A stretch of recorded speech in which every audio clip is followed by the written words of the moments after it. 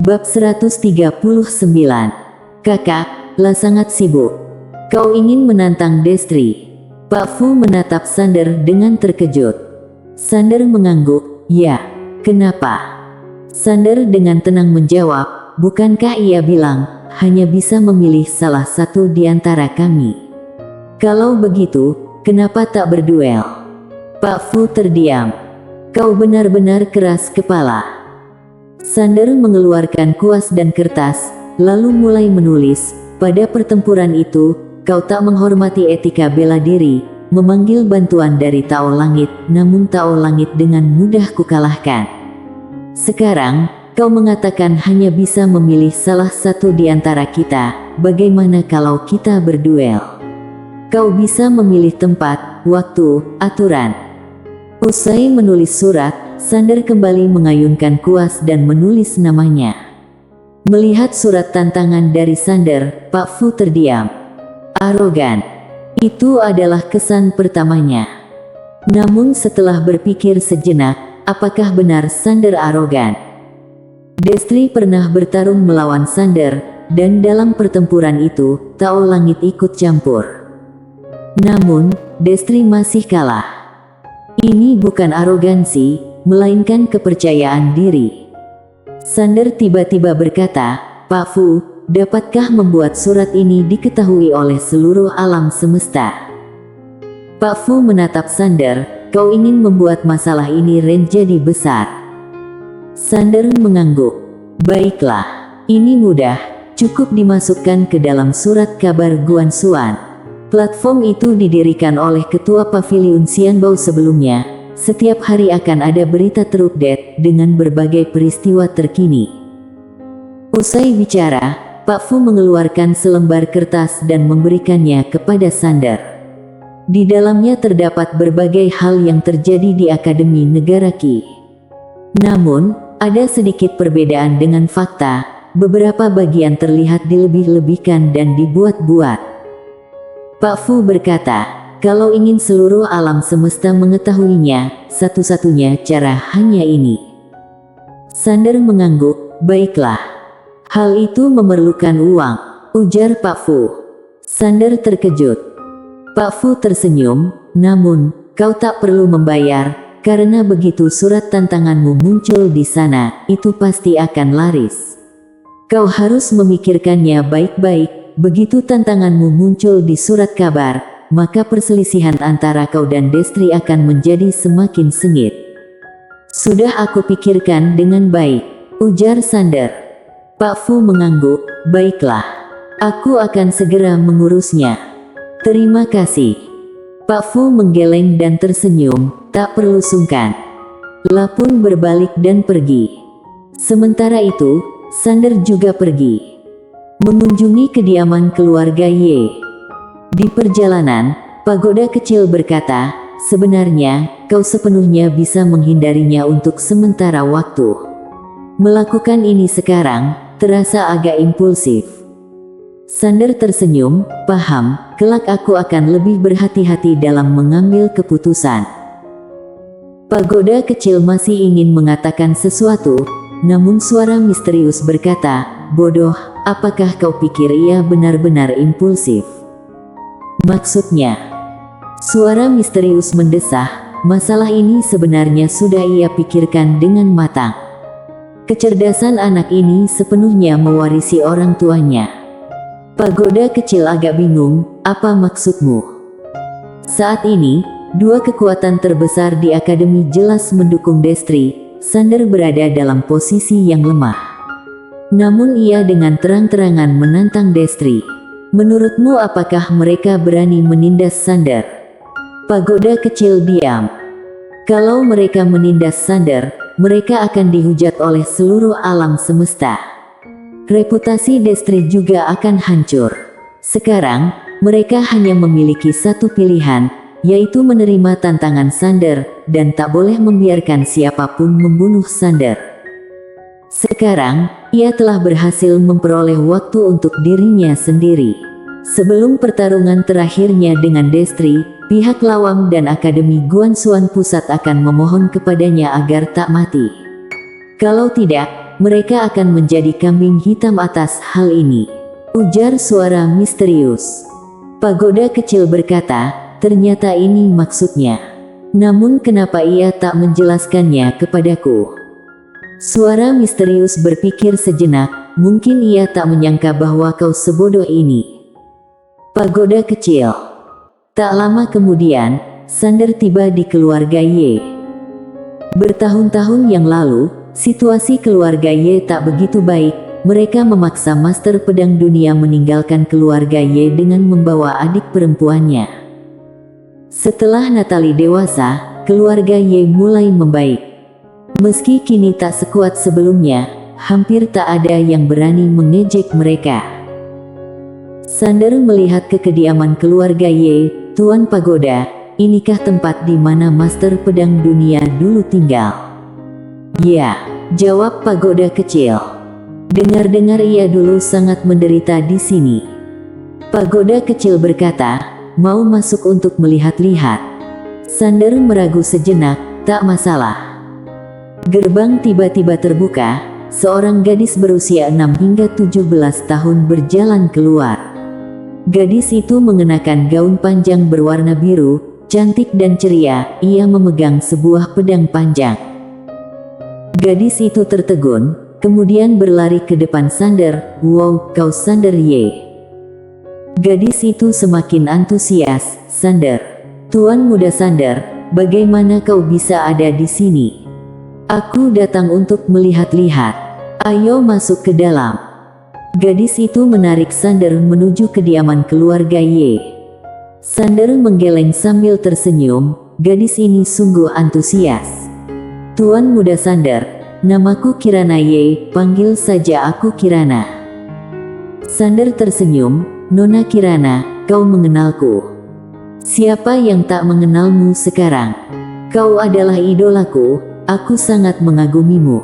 Awalnya aku tak suka pedang, setelah melihatmu, kini aku suka. Sungguh keren, bagaimana kau bisa sekeren itu? Ujar Kirana. Kenapa wanita sekarang semuanya begitu berani? Tak seperti di zaman kita, semuanya sangat pemalu, ujar Pagoda kecil. Suara misterius berkata, kenapa kau peduli dengan ini? Kau hanya sebuah pagoda. Pagoda kecil. Sander tersenyum. Nona, apakah kau ingin belajar pedang? Ya, bisakah kau mengajariku? Sander meragu sejenak. Aku tak bisa mengajari orang. Apakah kau sudah punya seseorang yang kau sukai? Tanya pihak lawan. Hah? Sander terdiam. Aku hanya ingin tahu. Sander tersenyum. Aku sudah memiliki tunangan. Kinara mendesah. Kau bisa berkeliling sendiri. Kemudian ia pun pergi. Apa-apaan ini? Begitu realistis.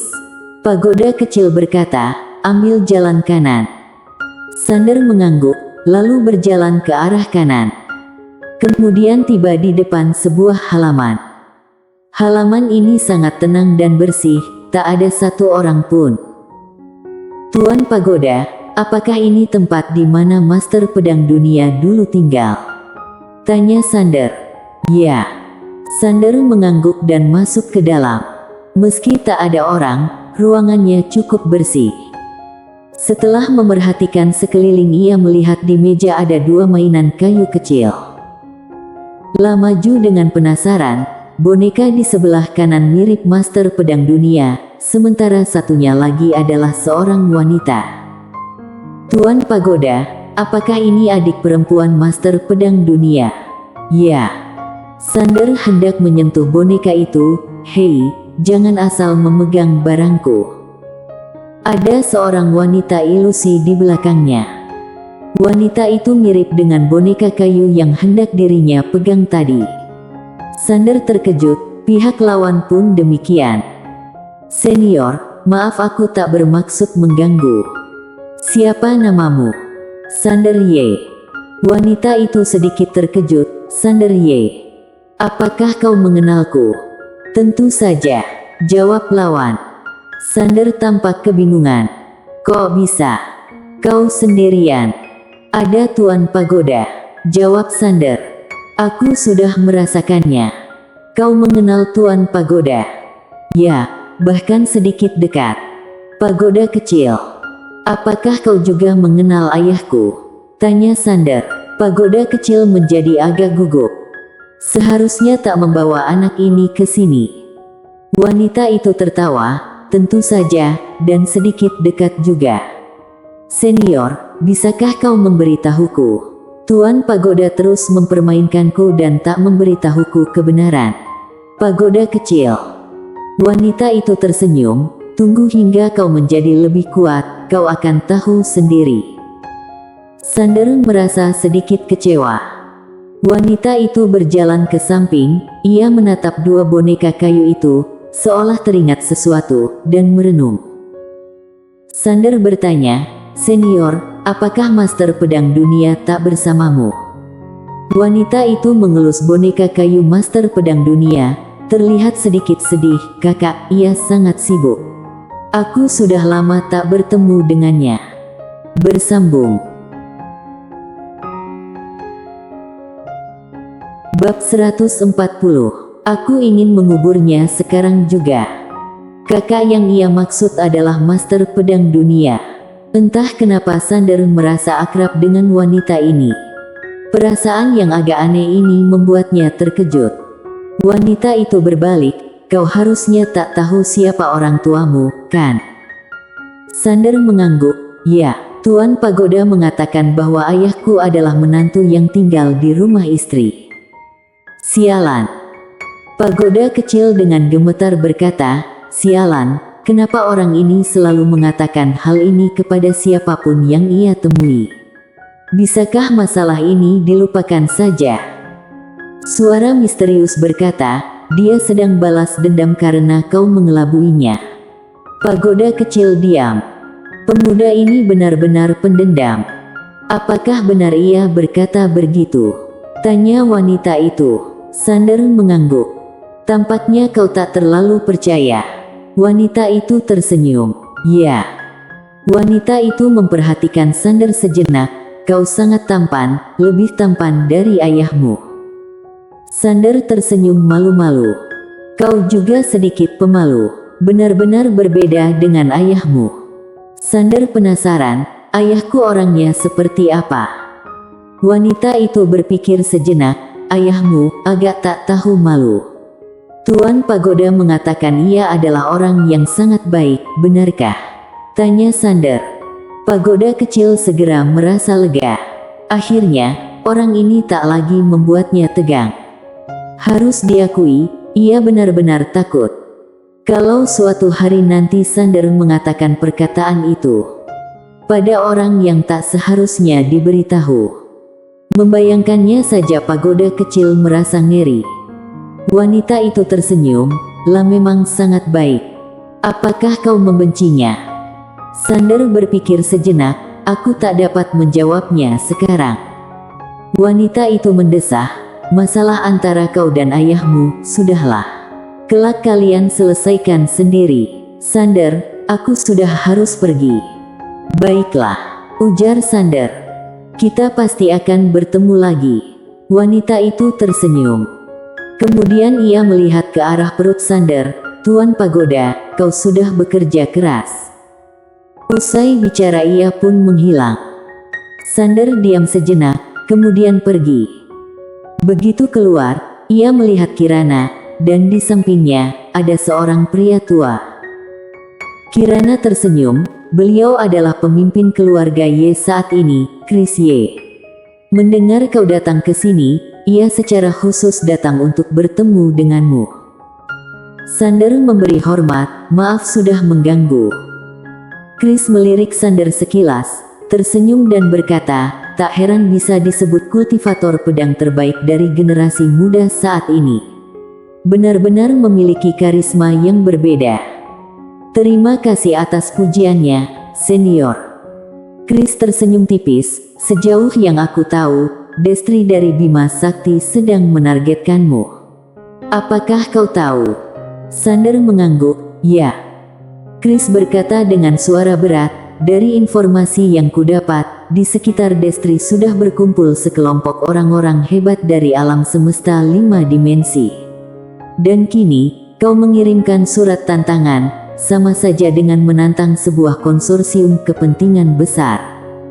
Aku tahu, jawab Sander. Chris berkata, ayo ikut aku. Kemudian ia pun pergi. Sander terdiam.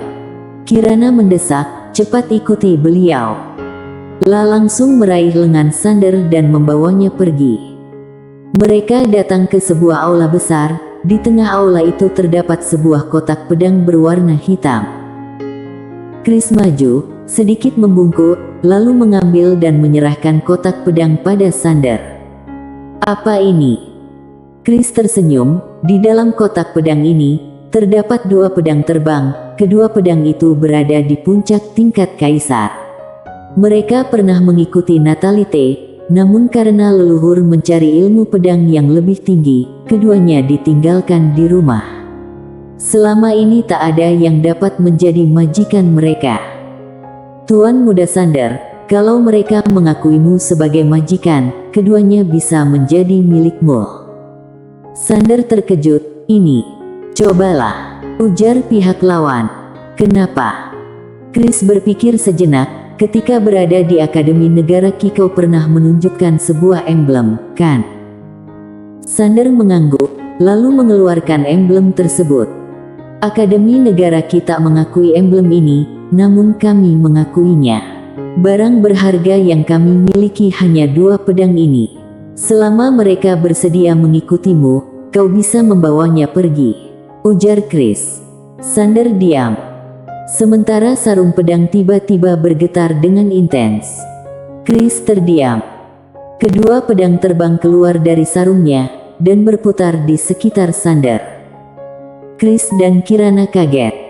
Sebenarnya, ada kalanya bukan orang yang memilih pedang, melainkan pedang yang memilih orang.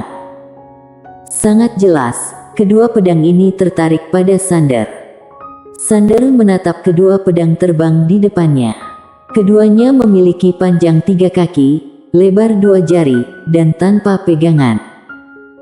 Sander membuka telapak tangannya, dan kedua pedang terbang langsung mendarat di telapak tangannya. Suara pedang tak henti-hentinya terdengar. Ekspresi Chris tampak sangat serius. Sebelumnya, ada beberapa jenius ilmu pedang di keluarga Ye, namun, kedua pedang ini sepenuhnya mengabaikan mereka. Kini, keduanya malah tampak sangat bersemangat dan senang. Harus diakui, pedang juga realistis. Selama kau hebat, ia akan mengikutimu. Sander juga merasa senang. Meski pedang Hangdao tak tertandingi, ia tak berani terlalu sering menggunakannya. Sebab, dirinya akan tinggi hati kalau menggunakannya terlalu lama. Jujur saja, saat menggunakan pedang Hangdao, ia merasa bahkan master pedang dunia sekalipun bisa dilawan. Sebelumnya ia hanya memiliki pedang Hangdao, dengan adanya kedua pedang terbang ini, kelak akan lebih praktis. Sander juga menyukainya. Namun, ia tak langsung menyimpannya. Senior, sejujurnya, aku menyukai pedang ini, namun pedang ini terlalu berharga. Aku merasa tak pantas menerimanya, Chris berkata dengan serius, Tuan Muda Sander, meski Destri memiliki identitas yang sangat tak biasa, keluarga Ye tak takut. Di alam semesta Guanxuan, ada beberapa orang yang memiliki hubungan dengan kami. Nanti aku akan menulis surat untuk mereka, dan setelah kau pergi ke Akademi Pusat, mereka akan sedikit membantu. Sander berpikir sejenak, senior, aku juga tak akan sungkan lagi. Kalau kelak kalian membutuhkan bantuanku, aku pasti tak akan menolak. Lah tahu, satu-satunya yang dapat ia berikan kepada orang lain hanya ini. Chris langsung tersenyum. Sebenarnya, ia juga sedang bertaruh. Sebelum bertemu dengan Sander, ia masih ragu, namun kini ia sudah tak ragu lagi. Ada 3 alasan. Pertama, Sander adalah orang yang diakui oleh leluhur. Kedua, Sander baru saja bertemu dengan wanita itu di halaman, dan keduanya mengobrol dengan sangat asyik. Ketiga, bertaruh. Seorang pemuda yang begitu hebat, berutang budi pada keluarga Ye. Kalau kelak ia tumbuh dan menjadi lebih hebat, itu pasti akan menguntungkan mereka. Sejak kejadian Master Pedang Dunia meninggalkan keluarga Ye pada kala itu, keturunan keluarga Ye di generasi berikutnya harus mengikuti satu aturan, yaitu menjalin banyak hubungan baik dan menghindari perbuatan jahat. Selain itu, pemilihan pemimpin keluarga Ye bukan hanya berdasarkan kekuatan semata, mereka juga memerhatikan karakter. Sander menyimpan sarung pedang, lalu memberi hormat, "Senior, terima kasih banyak. 2 pedang terbang tingkat kaisar, ini adalah bantuan yang sungguh berharga." Chris tersenyum, "Ketika kau tiba di alam semesta Guanxuan, orang-orang keluarga Ye akan menghubungimu. Kalau membutuhkan sesuatu, kau bisa mencari mereka." "Baiklah." Sander tak menolak, dan tak perlu menolak. Semakin banyak teman, semakin baik. Seorang pria tua muncul di dalam aula, ia memberi hormat, lalu berkata, "Ketua, Pak Fu sedang menunggu Tuan Muda Sander di luar." Sander memberi hormat, "Senior, Nona Kirana, aku pamit dulu. Jaga dirimu." Kirana juga berkata, "Jaga dirimu." Sander mengangguk, lalu pergi.